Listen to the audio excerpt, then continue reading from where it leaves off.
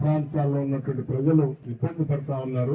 చాలా మందికి ఆ సమస్య ఉన్నట్టు కూడా వాళ్ళు తెలియకుండానే అది ముదిరిపోయేంత వరకు కూడా వాళ్ళకి తెలిసే పరిస్థితి లేకుండా పోతా ఉన్నాయన్నటువంటి ఆలోచనతో ఇక్కడ ఈ డయాబెటిక్ ఫుడ్ సంబంధించినటువంటి ఉచిత మెడికల్ క్యాంప్ ని ఈ రోజు ఏర్పాటు చేయడం జరిగింది.